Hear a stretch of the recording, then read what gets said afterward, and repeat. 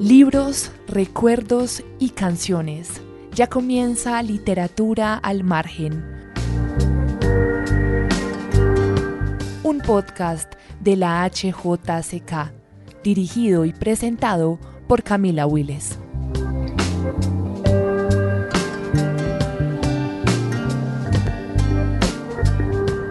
Una vez la escritora y periodista argentina Leila Guerriero dijo que la potencia de su trabajo se debía casi que exclusivamente a la obra prodigiosa y en silencio de su editor. Muchas veces olvidamos que los editores son esas manos escondidas que controlan los movimientos de los libros y al mismo tiempo su pausa. Por eso esta conversación es importante.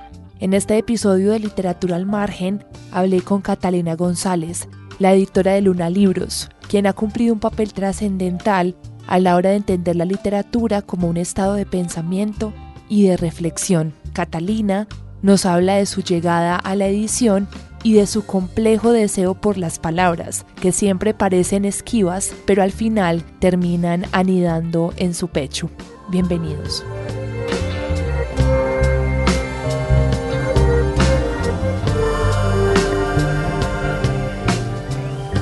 Hoy estamos con Catalina González, editora de Luna Libros, una editorial, yo creo que se destaca primero porque es muy bien curada, Catalina, y tiene propuestas. Las propuestas que a mí más me han gustado de Luna es las propuestas de ensayo. O sea que muchas veces en las editoriales generalmente el ensayo está un poco rezagado o son ensayistas ya como los que conocimos siempre. Entonces quiero que hablemos de eso. Bienvenida Catalina a la HJCK. Muchas gracias Camila por la invitación. Bueno, hablemos de eso del ensayo, Catalina, una editorial que puede llamarse todavía una editorial independiente, que hace libros con profundo esmero y que le apuesta a ensayar, a pensarse ciertos acontecimientos. Sí, desde el principio, cuando Juan Camilo Sierra y Darío Jaramillo fundaron la editorial, y bueno, yo estuve desde el principio también ahí como editora, pensamos en una línea de humanidades con ensayos sobre historia y filosofía, básicamente. Incluso hicimos algunas traducciones del francés y del inglés. Y en nuestra colección de creación, que es una colección donde también está presente el ensayo, pues otro tipo de ensayo literario. Sí. Ahí también pues pensamos en que era una de las formas que queríamos pues como traer pensamientos, ideas y aportar, digamos, desde la creación también, desde el ensayo, que no era lo más común. Digamos, Luna se especializa en la poesía, el ensayo y la crónica, sí, y algo de narrativa, pero más de no ficción, narrativa de no ficción. Sí. Y entonces, bueno, pues digamos que en este recorrido nos hemos encontrado con textos maravillosos, y también en pandemia creamos el Premio No Ficción Latinoamérica Independiente con otras 8 editoriales de la región. Sí. Y ya salió el primer libro publicado de esa convocatoria, y el primer ganador fue Efren Giraldo, un colombiano de Medellín, con el sumario de plantas oficiosas, un ensayo sobre la memoria de la flora, que además pues fue por unanimidad escogido por un jurado conformado por Yolanda Arroyo de Puerto Rico, sí, Schneider Carpegiani de Brasil y Josefina Licitra de Argentina. Tremendo abanico. Exacto. Catalina, eso me parece que es como un caso muy particular, el apostar por las ideas. Digamos, claro, hay unos géneros, el ensayo, la poesía, la narrativa, pero decir, bueno, hagamos una editorial, pensémonos una editorial donde lo que importan son la circulación de ciertas reflexiones, de ciertos pensamientos, que por lo que yo he leído de Luna tienen que ver con la lectura, por ejemplo, tienen que ver con la vegetación, tiene que ver incluso con el oficio de escribir, ¿no? Como que tiene que ver con nuestro oficio, con nuestro trabajo. ¿Cuál ha sido ese reto, Catalina, también? Porque eso debe suponer ciertos retos a la hora de hacer libros en Colombia. Sí, digamos que en esta colección pensamos en, por ejemplo, el método fácil y rápido para ser poeta de Jaime Jaramillo Escobar, en 2 tomos, porque nos interesa mucho la lectura y la escritura y dar herramientas a los lectores y a las lectoras en ese campo. Por ejemplo, también tenemos la poética de la infancia de Yolanda Reyes, tenemos la expresión poética de Luis Fernando Macías. Entonces sí nos interesa sobre la alegría de leer de Jorge Orlando Melo. Ese es un libro que de cabecera, yo lo tengo incluso en mi mesa de centro porque sirve para hacer, qué pena te interrumpo ahí, Catalina, pero un juego que se llama Libromancia, en el que uno hace una pregunta abierta y abre y el libro te responde, y ese libro es perfecto para eso. Sí, entonces nos interesa mucho la circulación de las ideas, pero también promover la lectura y la escritura. O sea, como editorial creemos que también es importante promover no solamente la lectura, sino también la escritura. Entonces, y para niños, jóvenes, adultos, o sea, para todos. Solo publicamos libros para adultos, pero esos ensayos y esas reflexiones sí están, digamos, pensadas para la infancia, para la adolescencia y pues para los adultos, para, digamos, para todas las edades. Mira, Catalina, que estaba hablando con Santiago, que es el editor de Sexto Piso, y me decía que en el camino de ser editor son más las dificultades que a veces los aciertos, pero que había una cosa que a él siempre le había impactado mucho a uno y pues que lleva mucho tiempo haciéndolo, y es como andar siempre un poco a la deriva, es decir, como, bueno, vamos a creer en este libro, vamos a apoyar esta idea, vamos a tratar de entenderlo, y ya el público, ya los medios o lo que sea, nos dirán cómo será recibido, pero todavía hay una confianza en la deriva, en un mundo en el que nos trabajamos con algoritmos y ya la deriva parece que no existiera, sino que ya todo está plenamente calculado. Quisiera que habláramos de eso, sobre la deriva de confiar todavía en el instinto humano y en la búsqueda por sí mismos sin algoritmos. Sí, digamos que una editorial hace apuestas, o sea, como títulos que uno sabe que no van a ser tan comerciales, y de hecho los géneros que nosotros publicamos no son los géneros más comerciales, que son la narrativa o el cuento. Sí.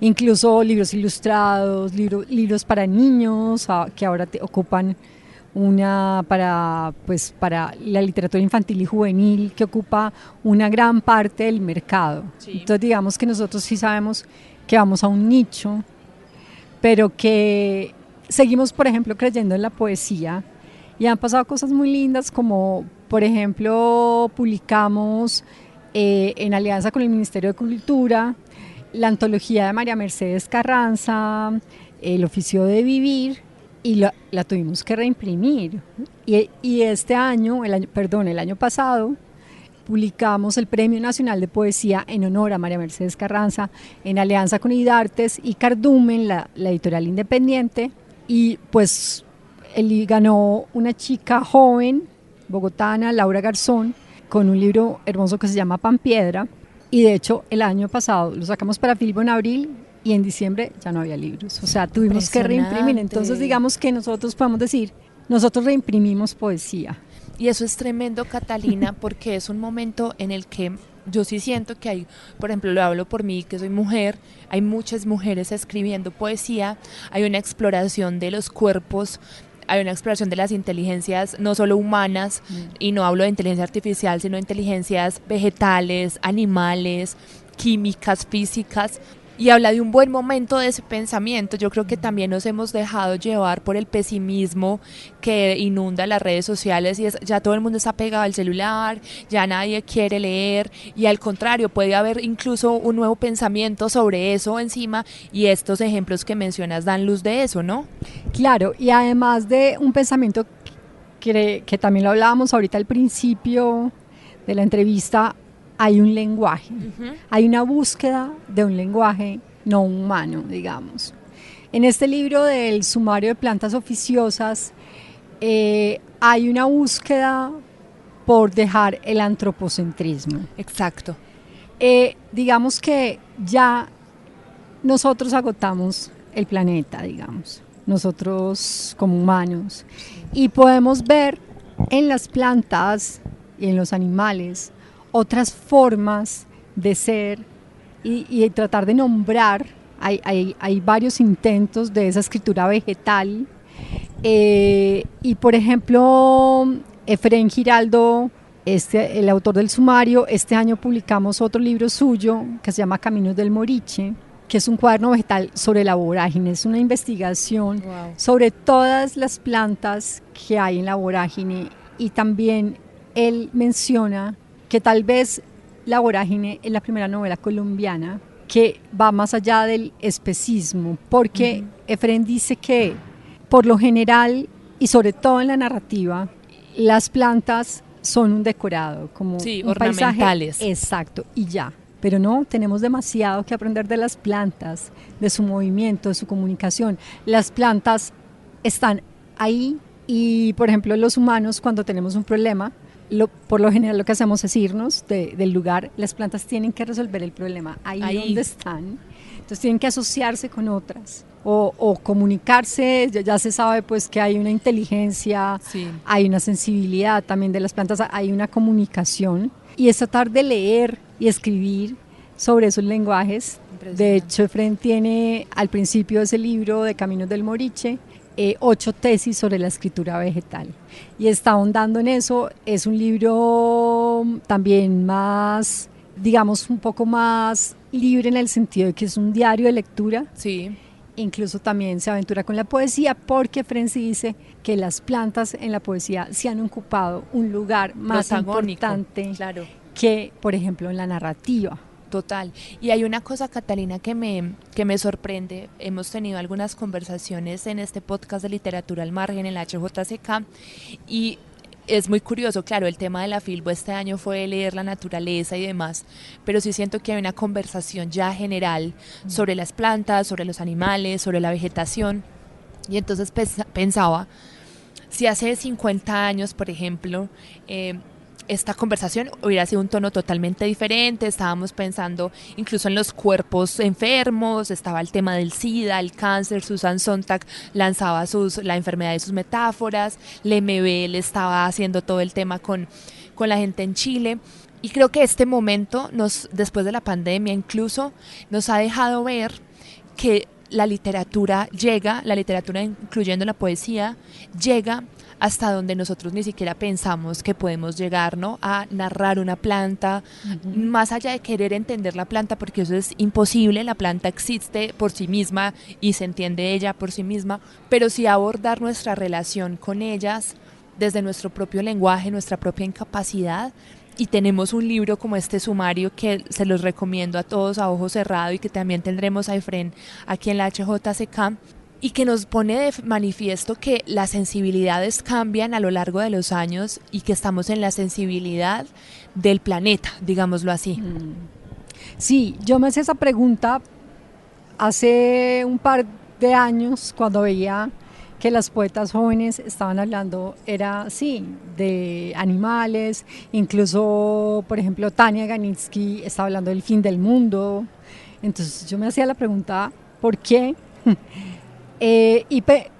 Como que en un momento pensé si era un tópico. Ajá. O realmente sí había una preocupación, y lo conversé con Laura Garzón, y realmente sí hay una preocupación. Es que yo creo que sí tenemos que mirar más allá de nosotros mismos. O sea, por ejemplo, Efrén dice que las plantas inventaron las mejores rutas.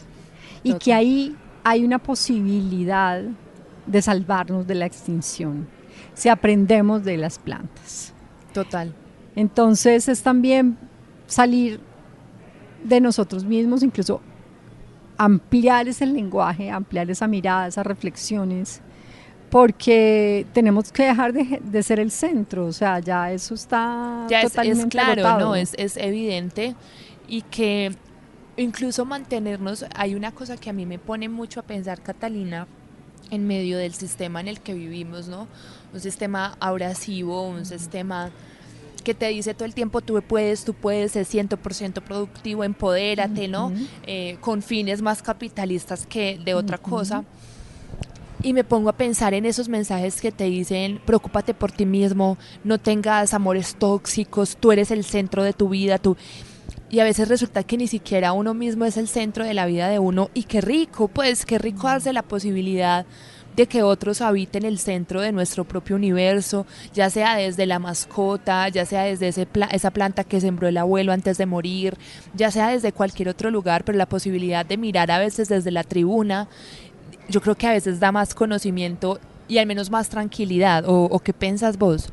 Sí, por ejemplo, hay una cosa sobre vegetar, Ajá, que está en el libro también de Fren, a raíz de una historia personal. Este libro también es muy rico, el sumario de plantas oficiosas, porque él va intercalando reflexiones, también con anécdotas personales de su familia. Además, como el libro fue escrito en pandemia, pues hubo muertes. Y bueno, él reflexiona sobre una prima, más o menos de la edad de él, que estaba en estado vegetativo. Y para nosotros vegetar es como súper despectivo. Sí, es como morir, o sea. Es como estar, sí, muerto. E incluso peor, porque dicen, ay no, inactivo. Ayúdenlo, sálvenlo, mátenlo, o sea, es una sensación extraña. Y él dice que tal vez vegetar es una forma superior de ser y de existir. O sea, no tenemos que quitarle como esa mirada humana al vegetal. O sea, también tenemos que vegetar, o sea, claro, no todo el tiempo estar en acción, porque sabemos que eso es a donde nos ha llevado el capitalismo. Claro, y que al final el dique se va a romper, o sea, y eso tiene que ver, por ejemplo, Catalina, con esta cantidad de secuelas de la ansiedad, de secuelas de la depresión, de secuelas de una tristeza ahí como medio agotada. Todo el mundo está cansado, todo el mundo está preguntándose yo qué hago, porque pues lo que estamos haciendo es haciendo todo al mismo tiempo, y eso significa no hacer nada. O sea, yo a veces me pongo a pensar en nuestro trabajo como periodistas, Catalina, y es, no, hay que cubrir eso, hay que cubrir eso, hay que tener clics y no sé qué. Y al menos a veces me llega como la razón, y recuerdo un dicho que siempre dice mi abuelo, dice, todo lo que haces no significa nada si no haces lo que tienes que hacer. Entonces, y lo que tiene que hacer uno muchas veces es simplemente vegetar, o sea, reposar, esperar, escoger, decidir. Y eso me gusta de Luna, que creo que los libros de Luna sí se nota eso, Catalina. Yo cojo estos libros y digo, esto fue reposado, esto fue escogido, fue decidido, ¿no? Sí, eso siempre. Y Darío Jaramillo, mi socio, tiene en su escritorio un letrerito que dice, con una tortuguita, dice, ir despacio. O sea, también es eso, tenemos que parar un poco, detenernos a pensar, a escribir. Este fin de semana estuvo en la feria Evando Nascimento, que es un gurú, digamos, en Latinoamérica, un brasileño, sobre esto del pensamiento vegetal. Él publicó ese libro, El pensamiento vegetal, y él decía que vegetar es dar vida en su origen del latín. Entonces mira qué diferente, claro, a como lo pensamos, como nosotros creemos que esa cosa vegetar es como usted no está haciendo nada, pues no está siendo productivo, básicamente. Sí, exacto, no está devengando dinero o produciéndolo. Exacto. Y mira que hay una palabra que no lo había pensado, digamos, se me ocurrió aquí con este tema de vegetar, y es la palabra devorar. Cuando uno lee La Vorágine, uno tiene la sensación de la devoración, ¿no? Como, no sé si ni siquiera si existe esa palabra, pero esta idea de que la selva está devorando, la selva con su violencia y la violencia con la selva está devorando, está consumiendo todo. Y vegetar incluso también es una forma de devorar, porque dentro de sí mismo, cuando uno está vegetando, está en silencio, está en reposo, está callado, está leyendo, que es un estado de vegetal espectacular. Lo que pasa dentro de una es la devoración de otro estado, ¿no? Hay una que nace ahí nueva, Y esto es importante, Catalina, decirlo porque yo creo que también deberíamos dejarnos consumir por la lentitud en un mundo tan ágil. Sí, mira que Vanessa Londoño hablaba en la presentación de Caminos del Moriche sobre los devoró la selva, pero también Efrén decían los dos que era más que, no queda tan claro como la muerte, o sea, exacto, es como un umbral que se abre a otra cosa. Es una puerta que Ajá. pasan unos teniendo otra conciencia incluso. Sí, no sabemos si se murieron o no, qué pasó con ellos realmente, pues hubo esa lectura como mucho tiempo, pero ellos decían, no, realmente sí es como pasar un umbral, porque es estar en la selva, pero sabemos que hay otras formas de habitar la selva, pues lo sabemos por ejemplo con los niños que sobrevivieron en la selva el año pasado. Sí, exacto. Entonces también hay unas sabidurías y unas formas de habitar distintas a las que estamos acostumbrados en la ciudad también. Y eso es interesante en el sentido en que esas formas se van tomando la palabra. O sea, esas formas que antes eran dejadas para los taitas o los indígenas o las personas que vivían en el monte, o sea, campesinos, campesinas, cada vez van retomando más la palabra, digamos, el discurso literario que podemos decir hoy actual de Colombia e incluso de Latinoamérica, porque si uno piensa, por ejemplo, en una cuentista como Mariana Enríquez, que uno dice, no, es terror, o Mónica Ojeda, no, terror gótico, o María Fernanda Ampuero, todas tienen que ver con eso, o sea, todas tienen que ver con escuchar un relato que había sido no minimizado, sino omitido del todo durante muchos años. De acuerdo. Evando Nascimento también hablaba de otro concepto y decía que el pensamiento es una experiencia. O sea, pensar no es tener conceptos, no es crear conceptos ni nada de eso. El pensamiento es una experiencia. Entonces es también como ver y un punto también un poco como aprender eso de las plantas, el pensamiento vegetal.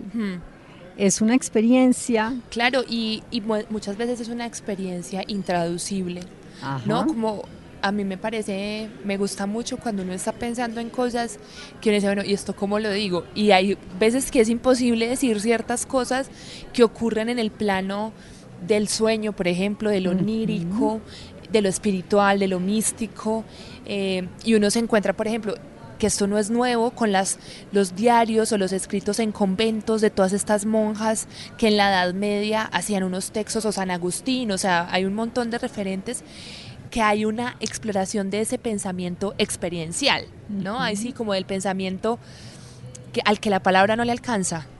Claro, hay que extender también el lenguaje, o sea, es lo mismo. Exacto. Y Efrén ya está empezando a hablar de una escritura vegetal y otros escritores también, pero es como decir también hasta dónde llega, o sea, porque el pensamiento, como nosotros los conocemos, es humano. Exacto. Pues, cómo aprender a leer y a escuchar de otra forma para nombrar las cosas de otra forma. Totalmente, Catalina. Yo quisiera saber, Catalina, no sé cómo llega a ser editora, porque es que uno dice, bueno, no, yo quiero ser poeta y entonces escribo, pero la edición, que es otro tipo de escritura también, pues tiene unos hallazgos distintos. Uno llega o por profesión o por suerte. ¿Cómo llegó Catalina González?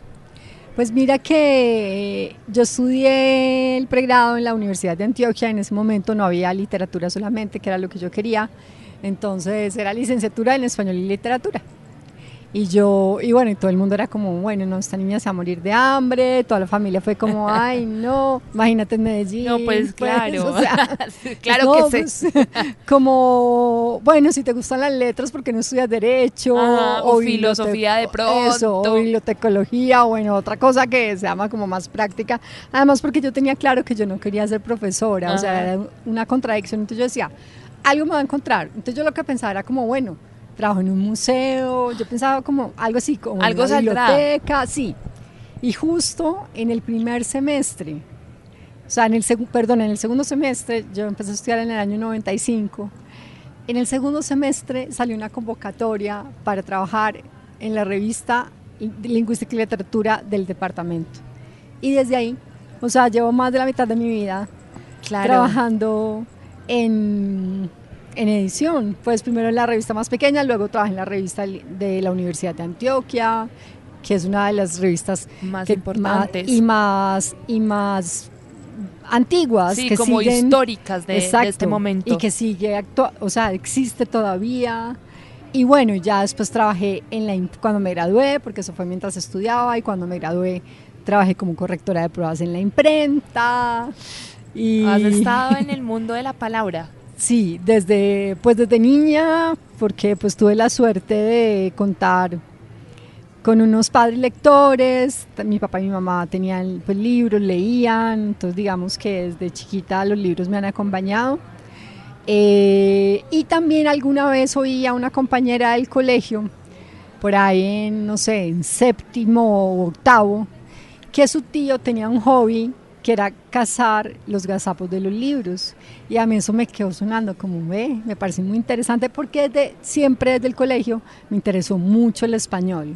O sea, como aparte de la lectura, la lengua me interesó mucho, y en la adolescencia también me encontré con la poesía muy, muy fuerte, pues de una manera muy fuerte.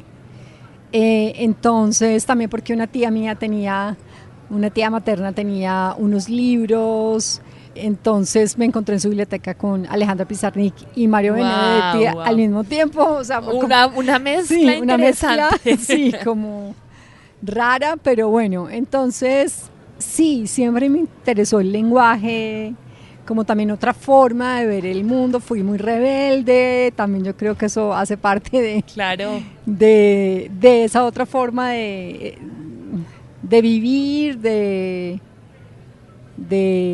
escribir, de leer. Catalina, si pudiéramos hacer como un recuento de estos años, además son muchos años y muchos tipos de experiencia con la palabra, desde escribirla hasta editarla, hasta formar un negocio, porque la editorial igual sigue siendo una empresa, pensémoslo también así.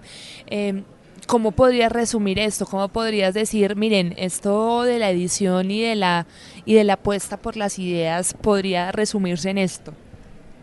Bueno, yo creo que para mí pues es una vocación, o sea, la palabra sería vocación. Así como no tenía la vocación de ser profesora, me encontré con esta otra vocación que ahí está, que a veces en pandemia, como pospandemia, también se puso en tensión, porque han sido años muy difíciles, porque pues con la pandemia y después la crisis del papel y después la inflación, y uno ya no hay más problemas, ¿Qué porque más? es como eso, ya no más, porque eso, y hace 2 años fue como, no más problemas, por favor, porque también es como, pues yo disfruto mucho lo que hago, pero es uno no nos pongan más problemas, que ya suficientes tenemos con los que ya conocemos. Pero mira que después llegan muchas cosas gratificantes, y como empezar a abrir esa otra mirada y esa forma. Ya Efren está hablando de edición vegetal. Imagínate. Entonces ya se empiezan a creer y se van expandiendo también los pensamientos. Claro, y creo que ahí sí serviría entender eso. Eso sí sería muy importante, la consolidación de conceptos, porque si estamos escribiendo muchas personas sobre el animal, sobre las plantas, sobre la piedra, sobre la montaña, sobre el volcán, eso va formando no una cosa de moda, que también la gente suele decir, ay no, es que todo el mundo está escribiendo animales porque está de moda, o como está pasando ahorita, todo el mundo está escribiendo de Palestina porque está de moda. Y eso sí le baja y le quita valor a lo que todo el mundo puede estar pensando. Y qué rico que todo el mundo estuviera pensando sobre el planeta, y qué rico que todo el mundo estuviera pensando sobre, no es esta carne y este hueso lo más importante, sino esa ceiba que lleva 200 años ahí plantada, ¿a costa de qué? ¿Sobreviviendo a qué? Entonces, claro, si el pensamiento es la experiencia, a veces conceptualizar esa experiencia nos ayuda a que no tengamos de dónde coger luego, ¿no? Porque, mira, Catalina, yo te voy a decir esto es una posición muy personal. Hace ahorita el 17 de abril, lanzamos en la HJCK un especial de Gabriel García Márquez por los 100 años, con unos audios maravillosos que tenemos en el archivo de García Márquez. Y yo los escuchaba y decía, es impresionante porque tú los escuchas ahora, y esto pareciera que fuera escrito ayer. Y hay unas columnas que encontramos de él, inéditas de 1957, hablando desde Venezuela, desde Caracas. Y era como si estuviéramos hablando de la realidad de Colombia ahora, y, o sea, como si se hubieran cambiado los papeles, se hubieran invertido. Y yo encuentro en la tradición colombiana un rechazo al canon, y eso me parece bien, matar al padre, ¿no? Pero ¿hasta qué punto?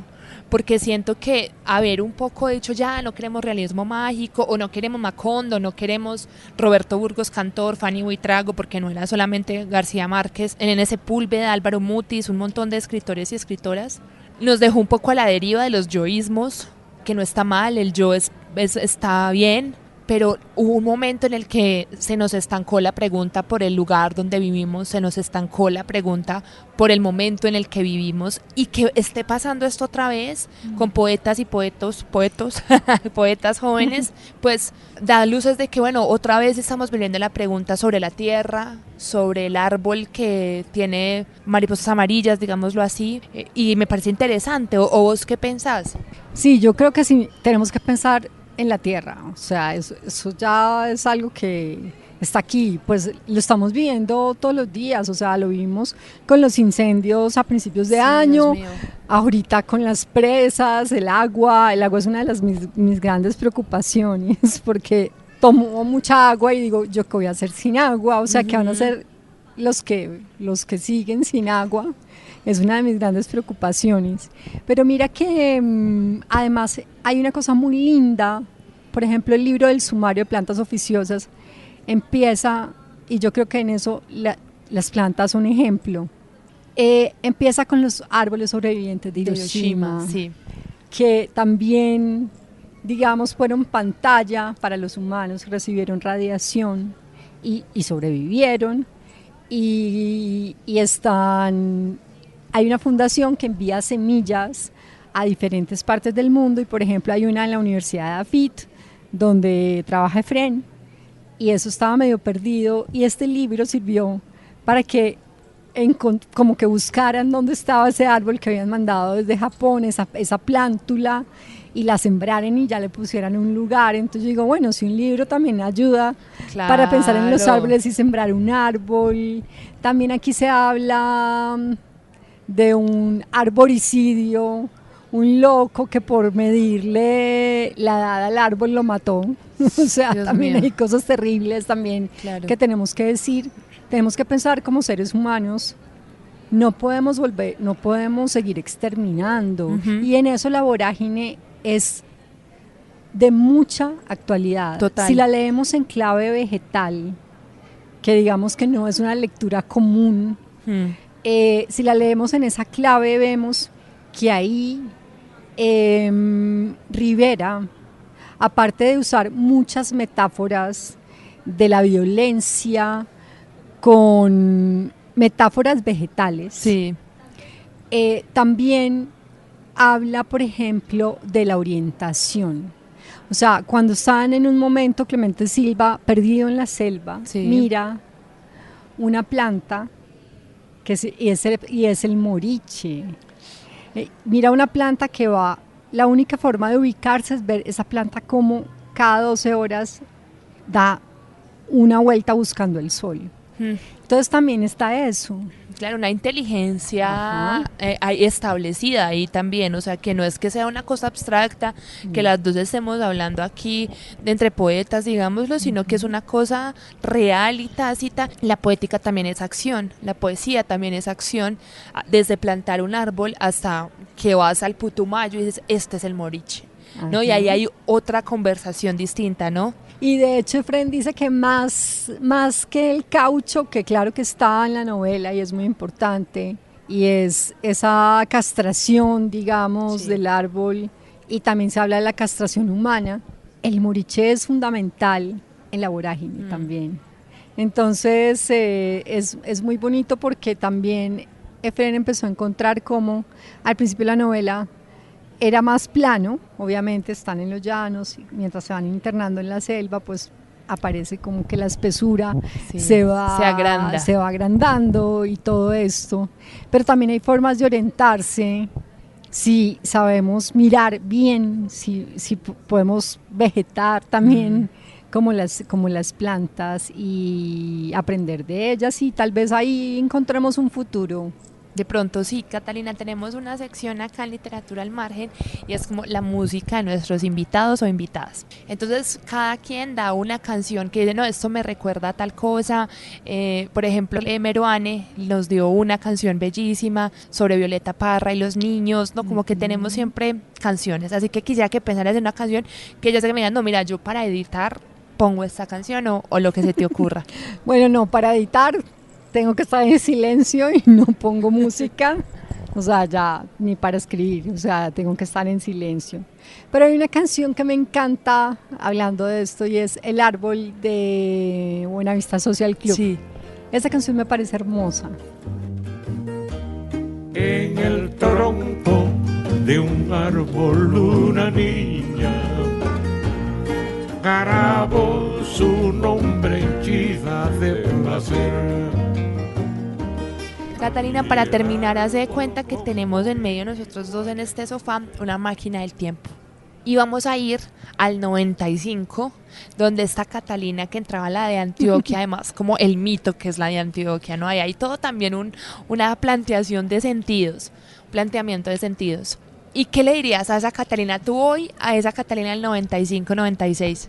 No, pues en ese momento todo era incierto, pero digamos que la juventud tiene una cosa muy bonita y es que uno dice, pues me la estoy jugando, esa apuesta, de esas apuestas sí. Y de esos vértigos que hablábamos al principio, y es que la juventud eso no le importa tanto, y uno dice, bueno, no, algo encontraré, y algo encontré, es como decir, apuesten que la vida también se va acomodando, obviamente uno se cae, se pierde, tienen que volver a encontrar el rumbo, pero pues yo creo que ya, digamos, se acabó ese mito y eso lo agradezco, de que había unas carreras que eran rentables y otras no, digamos, y yo lo que diría es como que uno siga sus pasiones, o sea, es como, y hacer lo que nos gusta, porque también la vida es corta. Sí, mucho. No sabemos cuánto va a durar y pues no sabemos tampoco cuánto va a durar nuestro planeta, ni cuánto es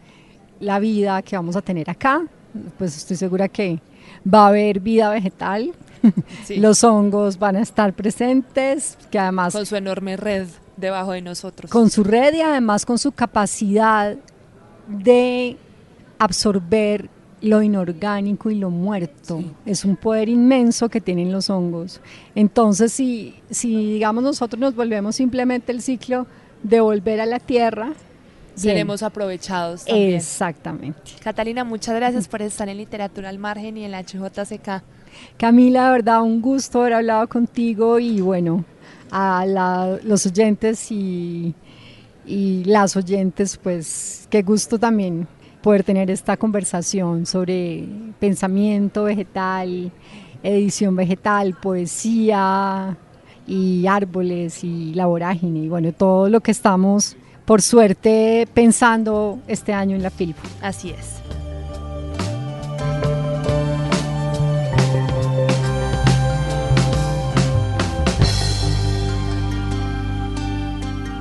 Gracias por escuchar Literatura al Margen, un podcast de la HJCK, dirigido y presentado por Camila Willes. Síganos en todas las redes sociales como @lahjck.